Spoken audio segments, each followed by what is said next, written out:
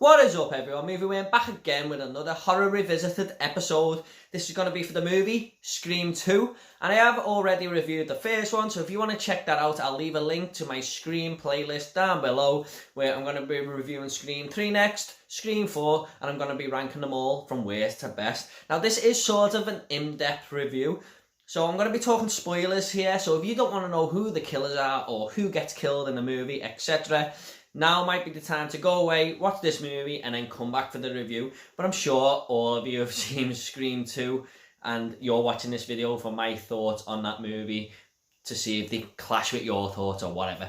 So, without further ado, let's just get on with the review for Scream 2. So after all the success of the first movie, Wes Craven decided to come back and direct the sequel. And this stars the usual suspects such as Neve Campbell, Courtney Cox, David Arquette, Jamie Kennedy. And it also has a few newcomers here like Liev Schreiber, a very, very young Timothy Olyphant, and Jerry O'Connell. I just want to mention very quickly before I get on to everything, I love how the poster is very unique and not at all like the first one. Marvellous. And this takes place 2 years after the events of the first movie and sees Sidney Prescott, one of the survivors from the Woodsboro killings, at college in this one, and a lot of killings start to occur around campus. And we soon realise that we might have a copycat killer on our hands. Now, if you remember, Scream was famous for parodying horror movies in general, and Scream 2 goes about that way in the same sort of vein by parodying horror sequels. Now, Randy is always talking about the rules of horror sequels, like he did in the first movie about horror movies, and he's talking to all the characters about how they work and stuff, but really he's explaining to us as an audience. Now, I do have a lot of positives for Scream 2, but I do have a lot of negatives, so let's just get into it. So at the start of the movie, in the opening scene, we realise that a movie called Stab is being made based on the Woodsboro murders. It's a movie within a movie, really. But this young couple go into the movie theatre anyway, and when they walk in, there is popcorn being thrown everywhere, everyone's overexcited, running around, chasing each other with plastic knives, all dressed as Ghostface. It's so loud, everyone's just excited, and that's my idea of a theatre experience from hell, to be honest. I like to go into a movie and just, no talking at all the phones switched off, and I can just enjoy the experience. But like I said, this is a movie within a movie. I'm sure that doesn't happen at cinemas or movie theatres around the world. And basically, there's a bit of atmosphere building, a bit of tension. The young female part of this couple, her name's Maureen, she's on edge a little bit. She doesn't like scary movies, and she's sort of getting a bit scared with all the stuff happening around her, with all the people dressed as Ghostface and stuff. And what I do like about the theatre, where everyone's loud, though, I will say, is when Heather Graham, who's playing Casey Becker in the movie Stab, she takes her robe off and everyone cheers. I just thought that was a funny little moment in the movie. But anyway, the male part of this couple, he goes to the toilet and he's basically stabbed through the toilet cubicle in the ear. And, the camera goes back to Maureen, and this guy sits beside her with her boyfriend's jacket on, but he's got a face mask on, and she's like, "Oh, stop being stupid, will you?" And, in the end, he turns around and stabs her, because it's not really him, of course, it's the actual killer. And she's stabbed about 5 times in this movie theatre, but no one really notices because of all the pandemonium going on. And it's a great opening scene for the movie. It really is. Not as good as Scream's opening scene, of course, but it's still a very strong opening. However, there are a few little flaws there. I think that's a massive risk for the killer. No one actually got onto this woman being stabbed. It's fairly obvious that she's getting stabbed, and it happens about 5 times. It's not like he just went once and walked away. He's stabbing her in the middle of the alleyway. But it's still a very strong opening scene. It's one of the strongest scenes in the movie. And I just want to mention Cece's death. She's played by Sarah Michelle Gellar in this movie. She was very big in the 90s with Buffy the Vampire Slayer and stuff. But I want to mention this kill before I get into the story, because it does sort of connect to how the story works. Basically, it's sort of like the first Scream movie, Casey Becker's death. It's sort of like that, because the killer is stalking her on the phone and stuff, and she thinks it's her boyfriend, Ted. I kind of laughed when she said, "Sorry, Ted, I thought you were someone else," and the voice just goes, "Oh, it's alright, I am." You know, she's not really, she thinks it's Ted messing about, but obviously it's the killer, and there's a good real tension build up here. And you think she's alone in this house, she swears she's alone, and while she's walking through feeling scared, her friend pops out from behind, and I thought, oh, I haven't seen this movie for a while, please don't be full of these cheap jump scares. But thankfully it wasn't. That was the only bad cheap jump scare in the movie. But anyway, you know, of course she runs up the stairs like Neve Campbell in the first movie. You know, she says, I don't watch horror movies because they're always running up the stairs instead of out the front door. It's insulting. But in this movie, Cece runs up the stairs anyway, and that's a big mistake because she's stabbed on the balcony and thrown to her death. And it's a good kill scene, but the main reason I want to talk about it is after this scene we find out the couple in the movie theatre. The female was called Maureen. Her boyfriend was called something Stevens. I forgot his first name, but Stephen is the name of Casey Becker's boyfriend who was killed in the first movie. And we find out that Cece is real name is actually Casey. So Maureen, Stephen, Casey, this sort of confirms that we do have a copycat killer at large. Because this takes place on a college campus for Sidney Prescott, she's in a new location, it gives us the chance to introduce us to new characters. So we have Derek, who's Sidney's new boyfriend. Yes, she's sort of got over Billy Loomis being a murderer now, and Derek's replaced him. And by the way, I could only see Vern from Stand By Me when I was watching this movie, because it is him. It's the same actor, Jerry O'Connell. And he's just obviously a bit older, but you can see Vern from Stand By Me in his face all the time through this movie. And we also have Mickey, played by Timothy Olyphant, who is Randy's sort of bickering partner in the movie class. They're always clashing to see who knows more about movies and stuff in a friendly manner, but he's also Derek's friend. And we also have Sidney's new friend, who I forgot a damn name in the movie, sorry about that, but what it is, it just replaces each character from the first one. So we've got Billy replaced by Derek, we've got Mickey who was Stu, and we've got Sidney's new friend who was Tatum. So yeah, it just sort of replaces the gang, really. Even Gail Weathers' cameraman is replaced here by Joey, and I thought he was one of the most entertaining characters in this movie. He's always coming out with sort of funny quotes, and you know, I laughed a few times at his character, and I like the fact that he's terrified because he takes the job with Gail and then reads a book and finds out that her ex-cameraman was slaughtered, so he's always on edge. And we also have returning characters, like I mentioned Randy, but Sidney Prescott again returns as the final girl in this movie, and I'll admit, I didn't really take to it in the first one. Here, I did. I liked her a little bit more in this movie. You know, I'll give her some leeway there. She is better in this movie, I feel. She's much stronger, a character, you know, more invested. She's played the role once. She knows what she's doing here a little bit more. Not that she was a bad actor in the first one. I just thought the characters around her were more interesting. But, you know, she's a better character in this movie. Gail Weathers is a terrible person in this movie. If it wasn't apparent in the first one, it definitely is here. But I still like Gail as a character.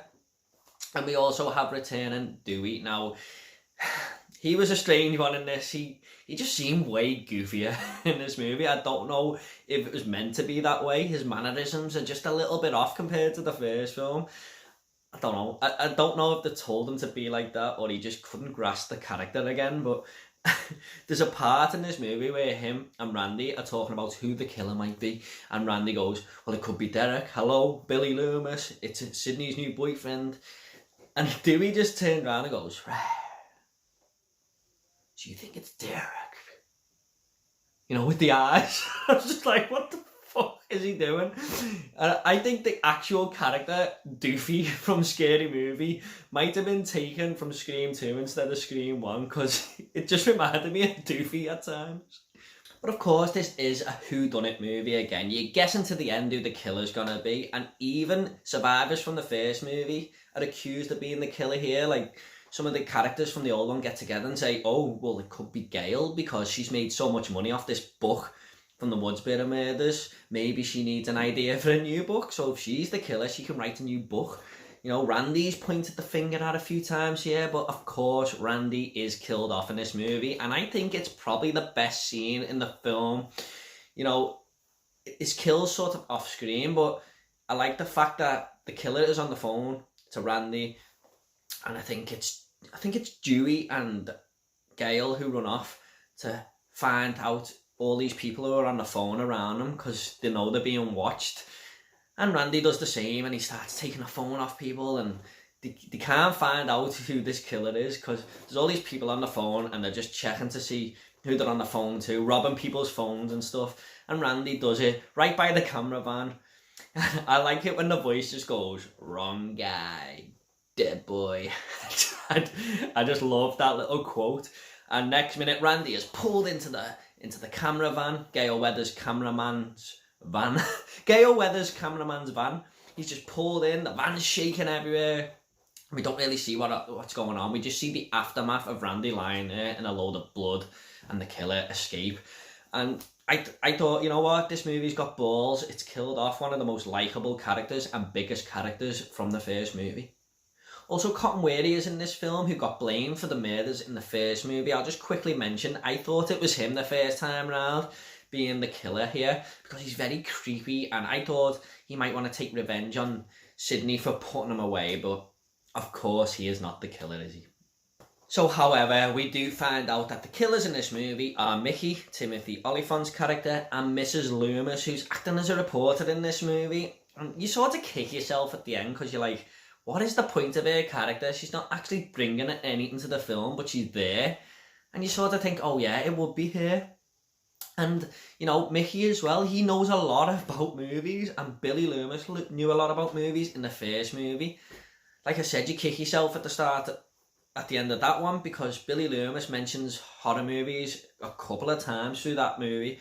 And this one, Mickey is obviously going on about sequels, which ones are better than which, with Randy, the bickering back and forth. And, you know, you sort of kick yourself for not knowing who that was. But I think Scream 2 does a very good job, once again, of masking who this killer is, because I turned to my fiance 3/4 of the way through this film, like I did in the first one, and said, "Who do you think it is?" And she said she thinks it's Derek.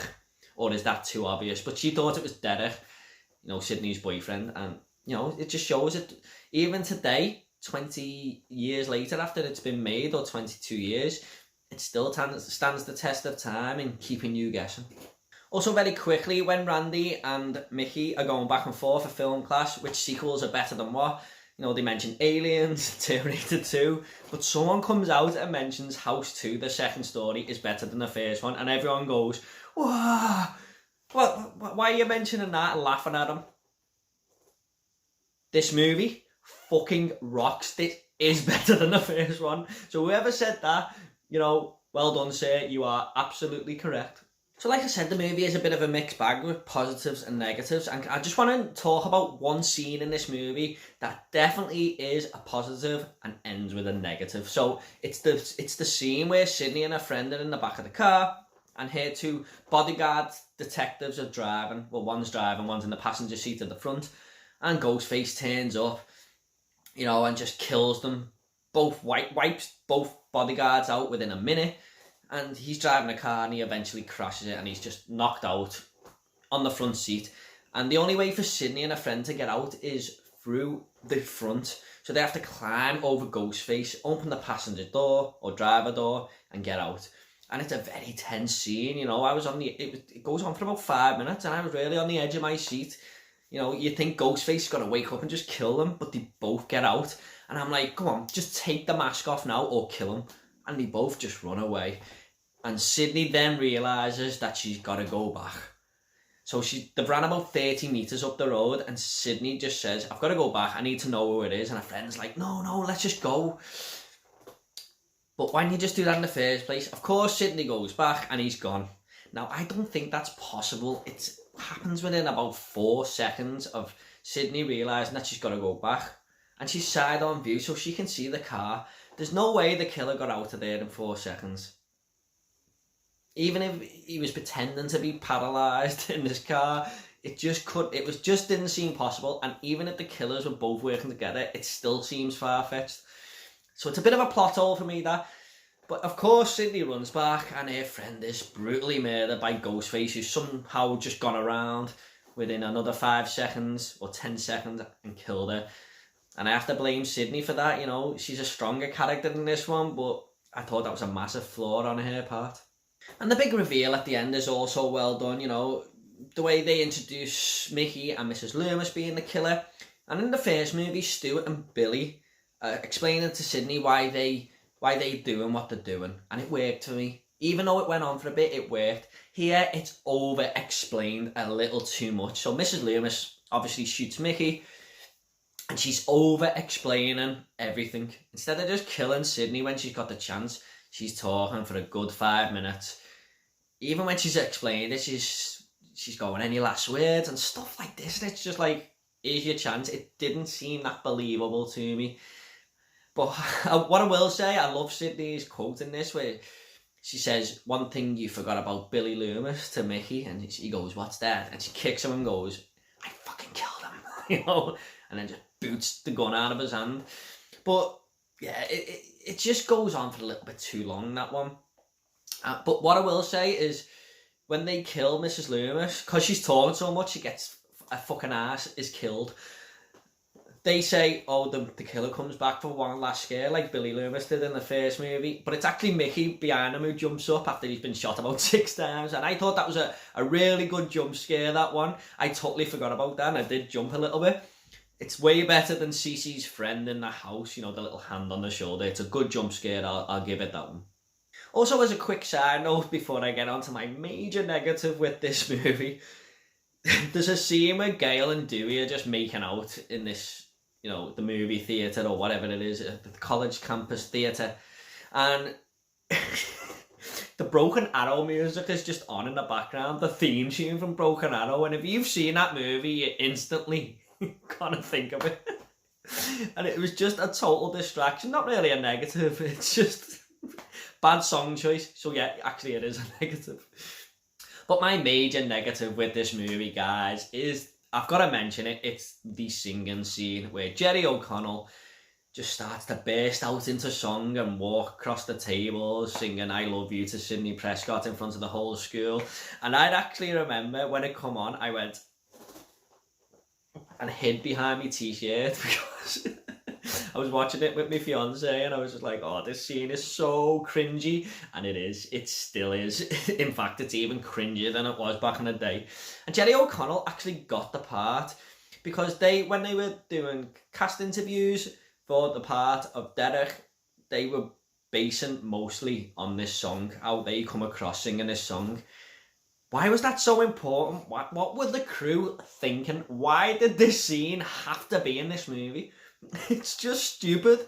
It takes away all the scary atmosphere and it just didn't work. It's a pathetic scene. A terrible, terrible horror movie scene in the history of horror. So I'm just going to go ahead and rate Scream 2 now. I'm going to give Scream 2 a 7 out of 10. This is a decent enough sequel with a few little flaws, you know, most sequels do. But there's some good characters here, some great kills, and I like the way it parodied horror sequels. So yeah, Scream 2 is a decent entry into the Scream franchise. So I'm just going to end this review now on a little fun fact like I usually do. Now, this is a good one, I think, because the cast weren't given the last 10 pages of the script until it was time to shoot them scenes. So no one knew who the killer was amongst the cast. And I thought that was a very good idea, actually. Okay, everyone, thank you so much for watching this spoiler review of Scream 2. I hope you all enjoyed it. I've got Scream 3 coming next, Scream 4, and the ranking of the Scream series, like I said. And there's a lot more horror reviews I'm looking on doing. So if you want to subscribe, please feel free to do so. If you want to comment about Scream 2 or any of the Scream movies underneath, feel free and I will reply to every single one of you, I promise. Okay guys, take it all easy and I'll see you all in the next video.